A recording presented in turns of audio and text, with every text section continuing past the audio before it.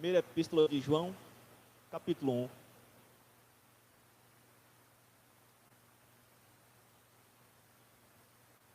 Vamos ler, diz assim: o que era desde o princípio, o que ouvimos, o que vimos com os nossos olhos, o que temos contemplado e as nossas mãos tocaram da palavra da vida. Porque a vida foi manifestada e nós a vimos e testificamos dela e vos anunciamos a vida eterna que estava com o Pai e nos foi manifestada. Obrigado. O que vimos e ouvimos, isso vos anunciamos, para que também tenhais comunhão conosco. E a nossa comunhão é com o Pai e com seu Filho Jesus Cristo. Estas coisas vos escrevemos para que o vosso gozo se cumpra. E esta é a mensagem de que dele ouvimos e vos anunciamos, que Deus é luz e nele não há treva alguma. Se dissermos que temos comunhão com ele e andamos em trevas, mentimos e não praticamos a verdade. Mas se andarmos na luz como ele está na luz, temos comunhão uns com os outros, e o sangue de Jesus Cristo, seu Filho, nos purifica de todo pecado. Se dissermos que não há pecado, enganamos a nós mesmos e não a verdade em nós. Se confessarmos os nossos pecados, ele é fiel e justo para nos perdoar os pecados e nos purificar de toda a injustiça. Se dissermos que não pecamos, fazemo-lo mentiroso e a sua palavra não está em nós. Então, irmãos, eu vou explicarmos de uma maneira expositiva esta primeira epístola de João, capítulo 1. E João, como todos nós sabemos, era o discípulo amado do Senhor. Este João não era aquele João Batista, né? Mas era o discípulo qual o Senhor escolheu. E, de acordo com os estudiosos, esta primeira epístola de João, ela foi escrita aproximadamente 90 anos depois de Cristo. Ou seja, para os irmãos da Ásia Menor, na Turquia. Porque, de acordo com os estudiosos, João estava vivendo por ali, pela Turquia, pela Ásia Menor, e ele estava pregando, evangelizando, ministrando a palavra do reino de Deus para os irmãos ali da Ásia Menor. E nós vemos que quando João ele escreveu esta primeira epístola para os irmãos da Ásia Menor, João ele estava enfrentando, tendo dificuldade com falsos profetas, com hereges. E se nós vermos nos capítulos mais na frente, vamos ver que João, ele cita até o título anticristo para aqueles que estavam levando palavras de perdição. Além de João estar tendo dificuldade com estes homens, havia também uma certa oposição de sistemas gnósticos que começavam a surgir neste cenário da igreja primitiva. E em 1 João, neste capítulo 1, o apóstolo João, ele começando falando sobre a autoridade do seu testemunho, ele escreve acerca daquilo que ouviu, viu, contemplou e tocou com as mãos, isto é, o Senhor Jesus Cristo. Então, a primeira mensagem que ele deseja transmitir é que Deus é luz. Se queremos ter intimidade e compromisso com Deus, precisamos também andar na luz, como Ele está na luz. Isso ocorre primeiramente por meio do reconhecimento de que somos pecadores. Não podemos cair na tentação de achar que somos perfeitos, mas santos, ou talvez mais santos que qualquer outro irmão. Amém? Então nós devemos confessar os nossos pecados e manter sempre a consciência dependente de Deus. Dessa forma, o sangue de Jesus nos purifica de todo pecado e temos comunhão com Deus. Então, esta primeira epístola de João, ela pode ser dividida em 3 partes. Do versículo 1 ao versículo 4, se nós olharmos, observarmos, nós vemos o testemunho do apóstolo João. Se nós olharmos do versículo 5 ao versículo 7, João ele vai testemunhar que Deus é luz. E se nós olharmos do versículo 8 ao versículo 10, vai falar sobre a confissão dos pecados e o perdão por Cristo. E no versículo 1, João começa dizendo assim, o que era desde o princípio, o que ouvimos, o que vimos com os nossos olhos, o que temos contemplado e as nossas mãos tocaram da palavra da vida.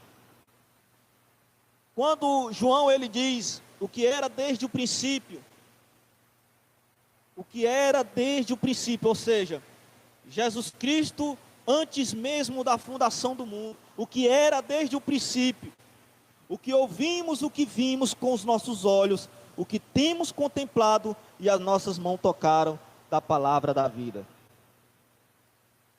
João quando diz assim, o que vimos e as nossas mãos tocaram da palavra da vida.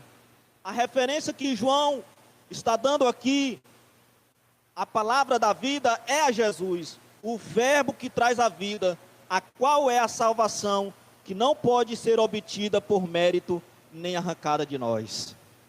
Então João, ele começa dizendo, olha, nós estivemos com ele, é isso que João está querendo dizer.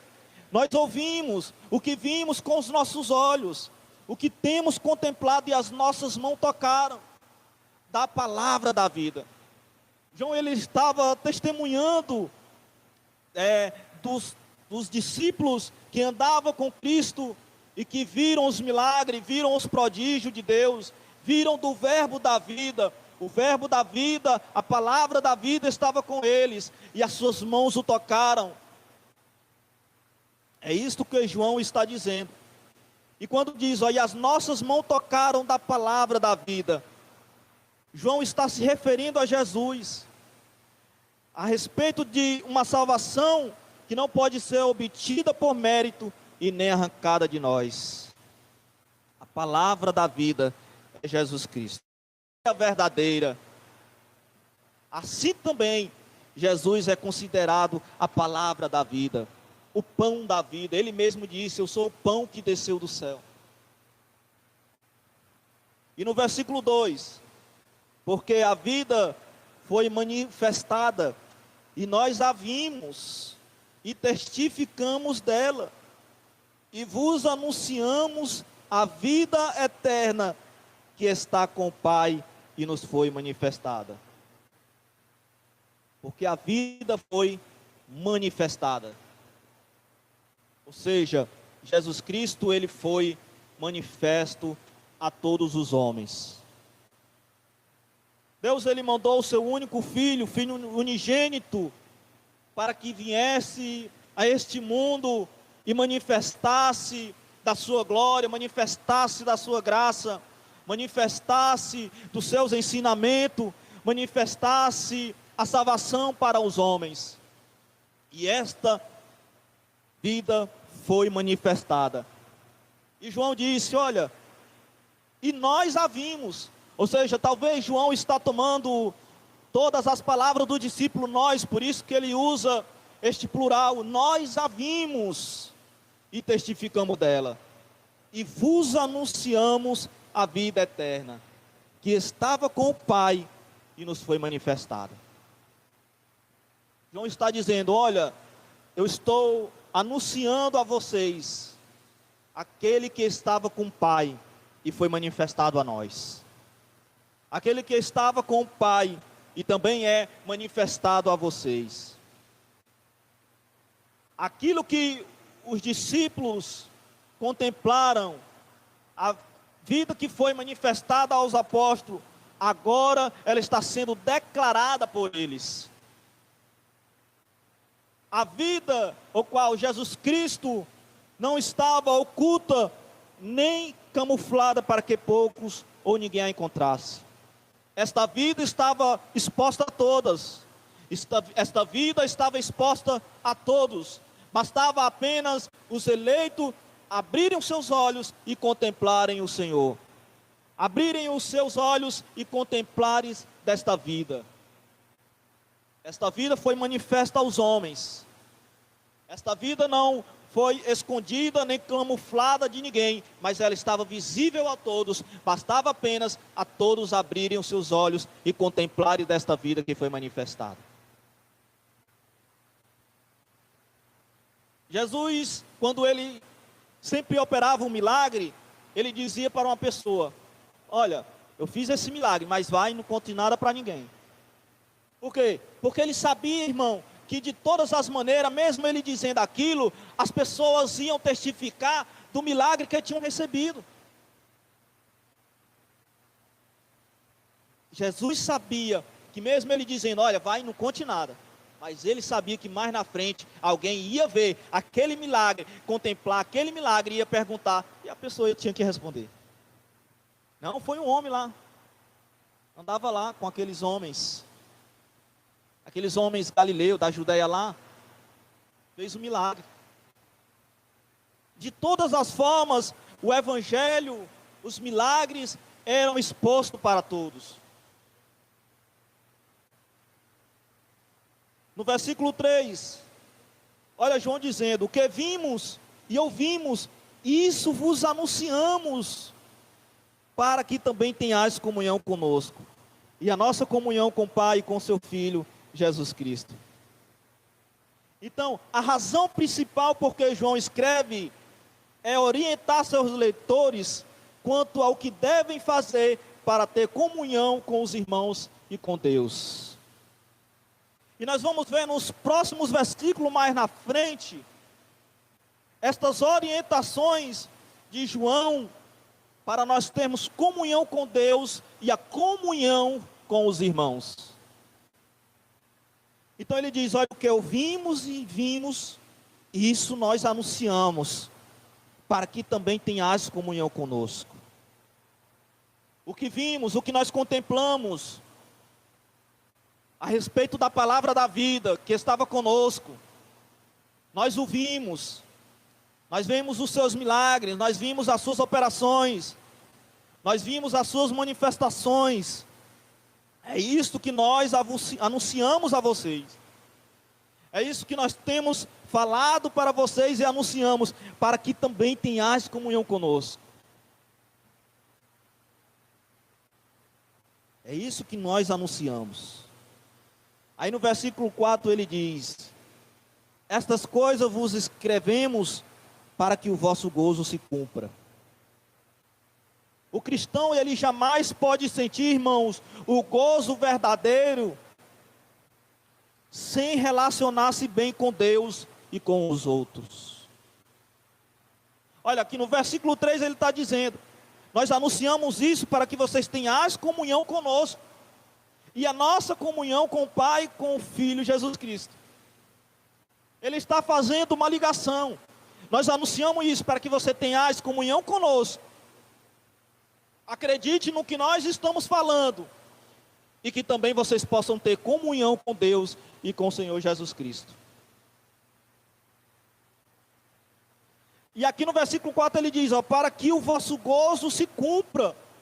Jamais, meus irmãos, o cristão ele pode sentir gozo verdadeiro sem se relacionar bem com Deus e com os seus irmãos. Pode ser um gozo falso, um gozo mentiroso, de aparência, um gozo apenas de vista, mas jamais será um gozo completo, como João está escrevendo no versículo 4. Para que o vosso gozo seja completo, para que o vosso gozo seja verdadeiro. E para esse gozo ser verdadeiro, temos que ter a comunhão íntima com Deus e a comunhão com os irmãos. A comunhão que João está querendo dizer, irmão, não é aquela comunhão de você estar todos os dias na casa do irmão Auricélio, não é todo dia você está na casa do irmão Jacques, não. Comunhão, irmão, é você estar em uma unidade com os irmãos, numa só fé, num só amor, numa só união. E ele está dizendo, para que o vosso gozo se cumpra. Eu estou dizendo isso para que o vosso gozo se cumpra. E o versículo 5. E esta é a mensagem. Agora ele vai exemplificar o caráter moral de Deus. E esta é a mensagem que dele ouvimos e vos anunciamos, que Deus é luz e nele não há treva alguma. A luz, ela se refere ao caráter moral de Deus, ou seja, não há nele trevas nenhuma. Deus é santo e nele não há qualquer tipo de mal ou pecado. João está declarando o caráter moral de Deus, que Deus é luz e nele não há treva nenhuma. Está afirmando que Deus é santo e nele não há nenhum mal, nenhum tipo de pecado.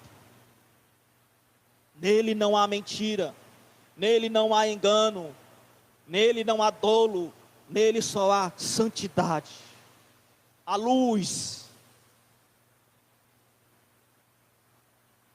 Versículo 6. Se dissermos que temos comunhão com Ele e andamos em trevas, mentimos e não praticamos a verdade. Presta bem atenção, irmão. Se dissermos que temos comunhão com Ele, alguém chega e diz: eu tenho comunhão com Ele,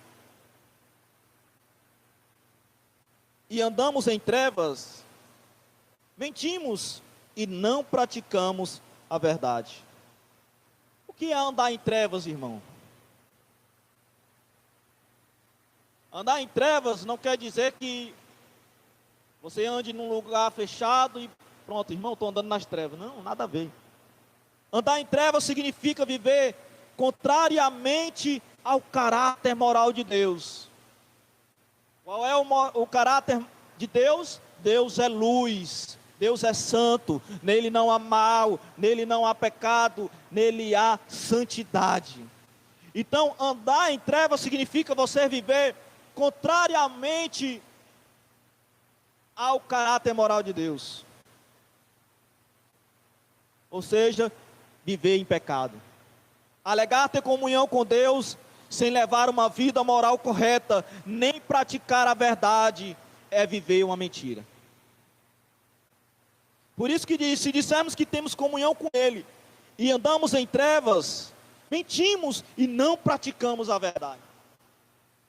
Aí você vai e diz: irmão, mas todos nós somos pecadores. Sim, mas há uma diferença, irmãos, nos verdadeiros eleitos do Senhor.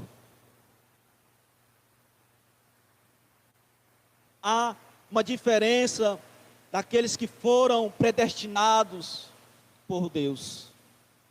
Somos pecadores arrependidos.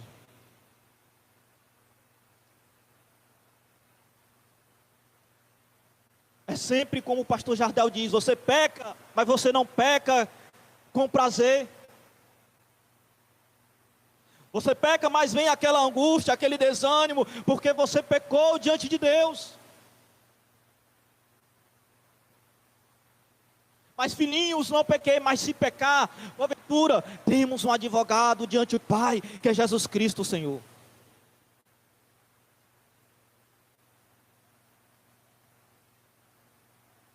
Então, se nós dissemos que temos comunhão com Ele,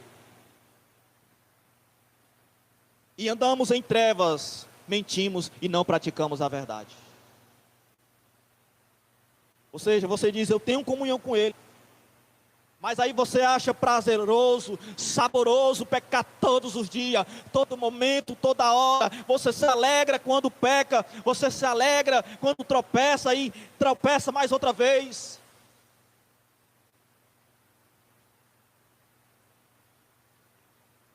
Você se faz mentiroso quando diz que tem comunhão com Ele fazendo essas práticas.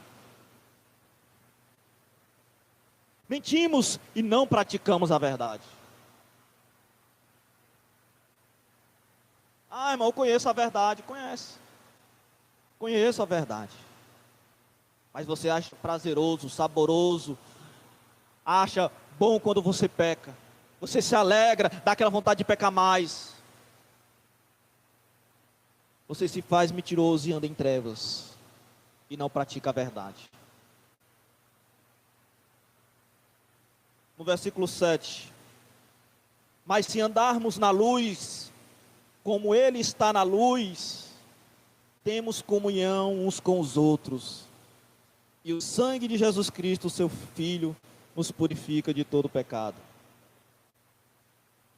Mas se andarmos na luz, andar na luz, meus irmãos, é viver de tal forma que se esteja iluminado pela verdade da pessoa de Deus. Andar na luz é você procurar agradar a Deus em todos os momentos, em todas as horas da sua vida. É isto que significa andar na luz. Quando você anda na luz, você é iluminado pelas Escrituras, pela palavra de Deus. Não há uma outra forma de você andar na luz, se não for pelas palavras de Deus. Não existe outra forma de você andar na luz, ter comunhão com Deus e com os irmãos, se você não andar de acordo com esta palavra, irmãos.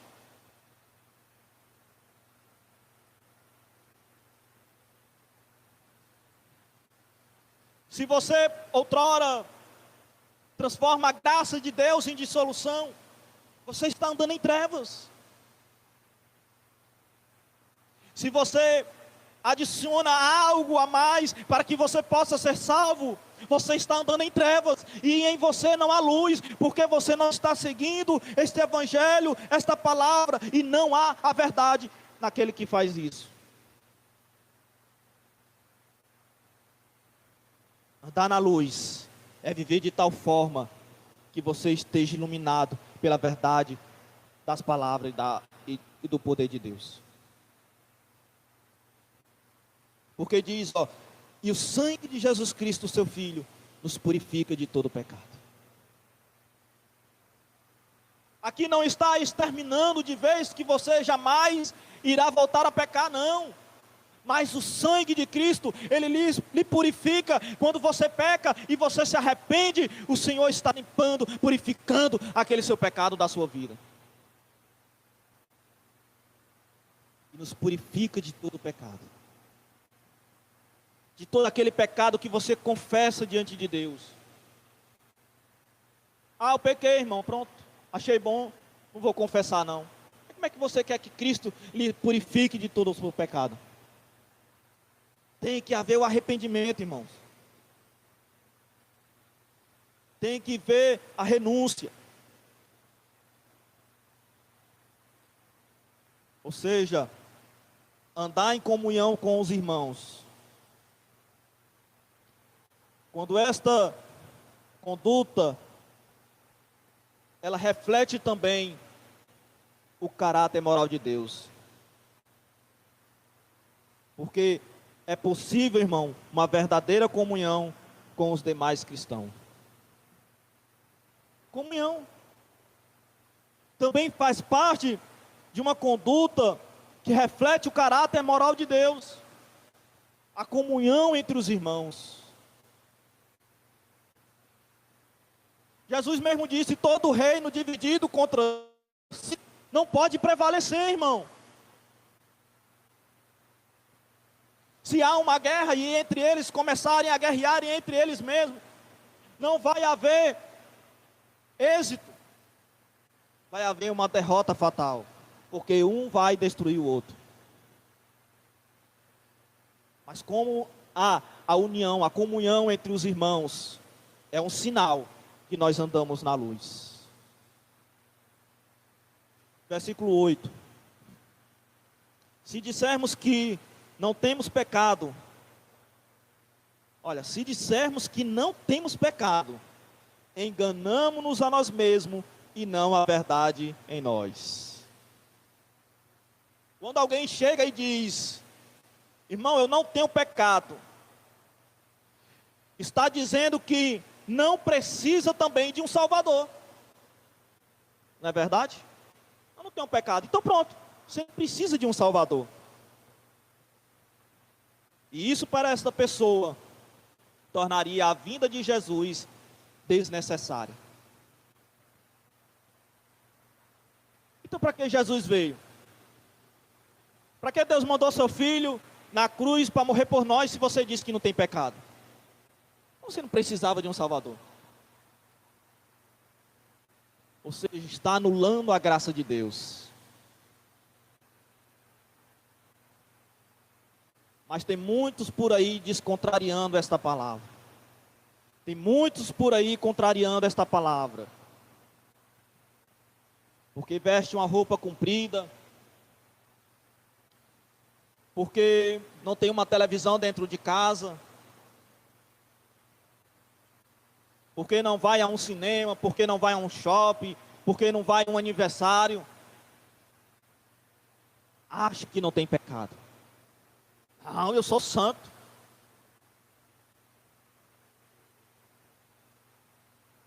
Sede santo porque eu sou santo.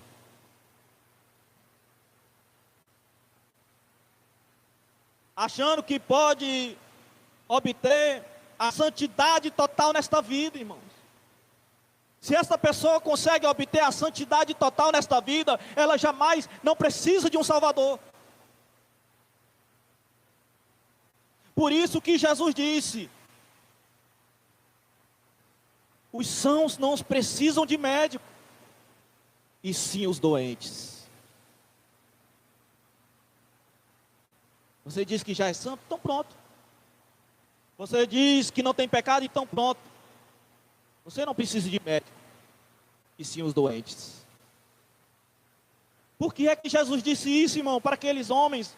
Porque aqueles fariseus se achavam santos, homens sem pecado, sem culpa, mais santo que os outros. Como pode este homem dizer, seu cordeiro, o filho de Deus, está sentado nessa mesa com a ruma de pecadores, prostituto? Sentado na mesa com estes homens mentirosos, publicanos, roubadores. É isso que muitos não entenderam, meus irmãos. Que Cristo, Ele veio para os doentes, Ele veio para os enfermos. Ele foi claro quando disse, vinde a mim, todos vós que estáis cansados e sobrecarregados, e eu vos aliviarei.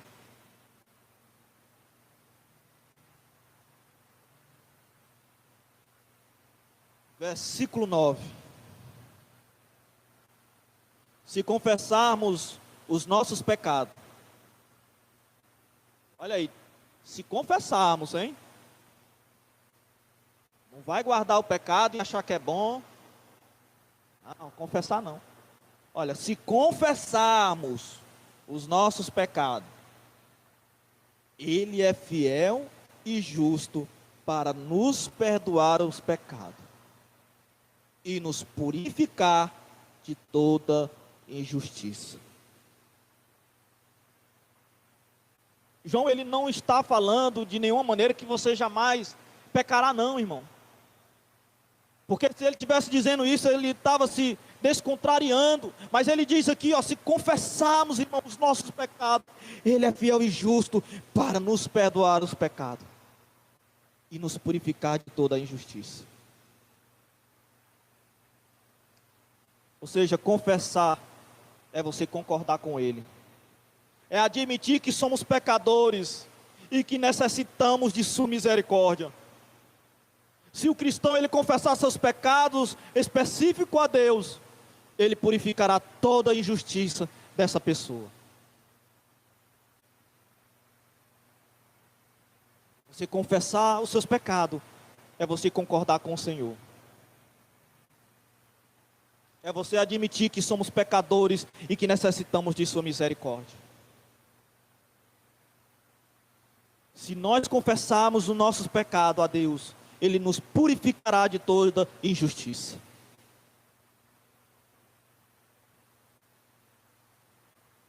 Mas aí tem pessoas que pecam e não querem admitir os seus pecados.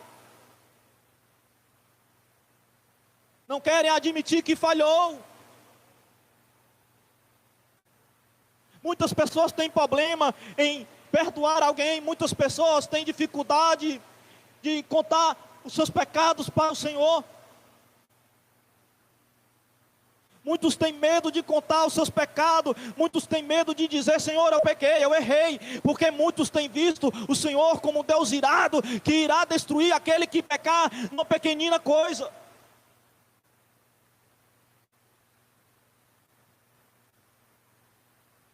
E é isto que estão fazendo por aí, colocando o papel de um Deus monstruoso, irado, um Deus que de chegar a ponto de destruir uma pessoa, uma nação, por conta de uma falha.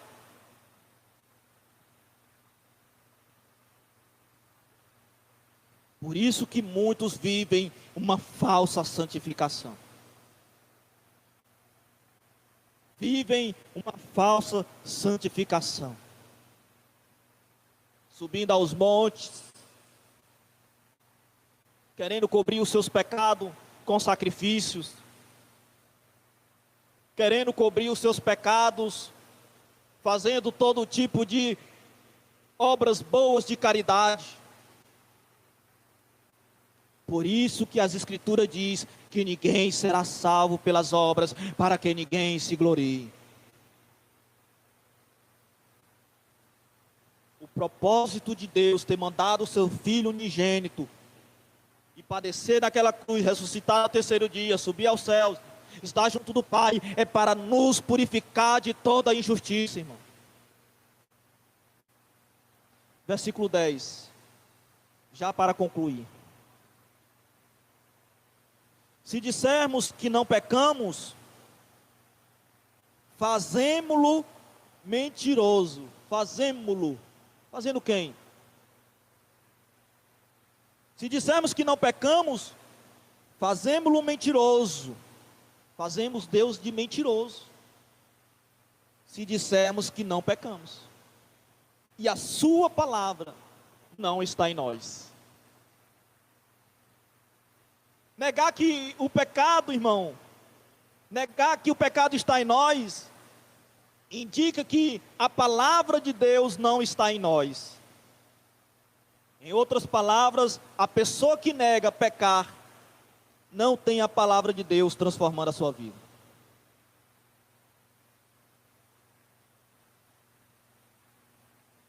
Negar que não tem pecado, significa que você não tem a palavra de Deus transformando a sua vida. E o pior de tudo, você está fazendo Deus de mentiroso, porque a sua palavra não está em você. Você sai por aí dizendo: eu tenho uma palavra, eu tenho um verdadeiro evangelho, mas você nega, dizendo que não tem pecado. Você está contrariando a palavra de Deus. Você está escandalizando o evangelho de Deus, escandalizando a palavra do Senhor. Eu poderia ler o capítulo 2, o capítulo 3, vai falar exatamente sobre o pecado. E João, ele explicando de uma maneira bem nítida, para que aqueles que ouvissem, entendessem a palavra do Senhor.